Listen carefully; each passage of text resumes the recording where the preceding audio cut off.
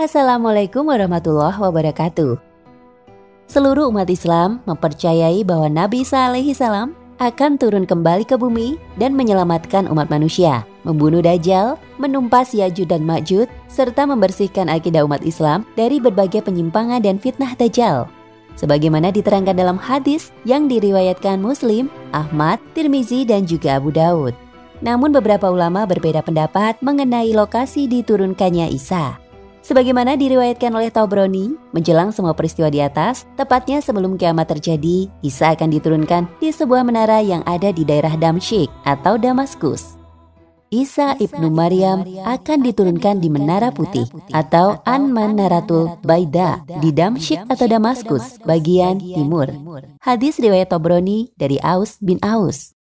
Serupa dengan hadis di atas, dari Nawas bin Sam'an, Rasulullah SAW bersabda, "Lalu Isa turun di Menara Putih, sebelah timur Damaskus, dengan memakai 2 potong baju yang dicelup za'faran dan wars, dengan meletakkan kedua telapak tangan di atas sayap-sayap 2 malaikat.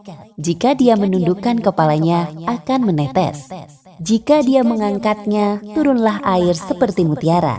Maka tidak ada seorang kafir pun yang mencium aroma nafasnya, kecuali dia pasti mati dan nafasnya tercium dari jarak sejauh pandangannya."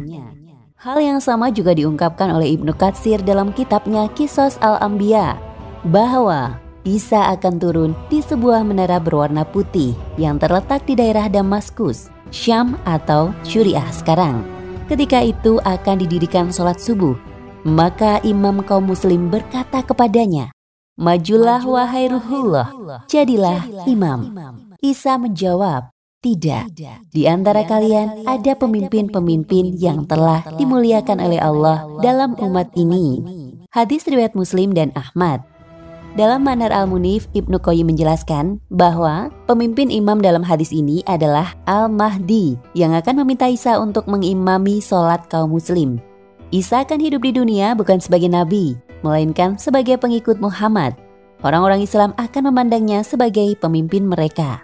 Menurut Al-Shalabi, Al-Mahdi akan memimpin umat Islam dalam sholat, dan Isa akan memimpin umat Islam berdasarkan syariat. Dalam kitab hadisnya, bab turunnya Isa ibnu Maryam menjelaskan, Isa turun untuk memerintah berdasarkan syariat Nabi Muhammad SAW. Lalu, di menara manakah itu? Menurut Sami bin Abdullah Al-Maghluj dalam bukunya Atlas Tarikh Al-Anbiya wa Ar-Rasul atau Atlas Sejarah Nabi dan Rasul, ada 2 buah menara yang sangat mirip sebagaimana disebutkan dalam hadis di atas.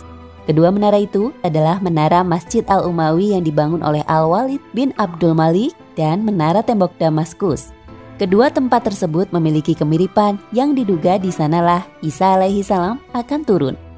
Namun sejumlah pendapat meyakini menara yang dimaksud adalah Menara Masjid Al-Umawi. Hafidz Ibnu Katsir dalam Al-Inayah berkata, "Inilah pendapat yang lebih mansyur tentang turunnya Isa, yaitu di Menara Putih di Damaskus. Dan saya telah melihat di sebagian buku bahwa Isa turun di Menara Putih sebelah timur Jami' Damaskus." Mungkin riwayat inilah yang lebih valid dan berbunyi, "Maka dia turun di atas Menara Putih yang ada di timur Damaskus. Dan di Damaskus tidak ada menara yang dikenal dengan Menara Timur, kecuali menara yang berada di timur Jami' Umawi. Dan inilah yang lebih cocok dan lebih sesuai karena Isa turun pada saat didirikannya sholat."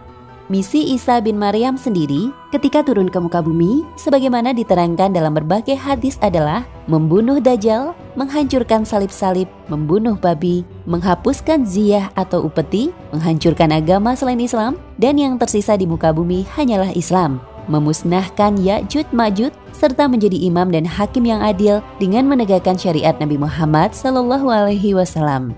Wallahu a'lam bishawab.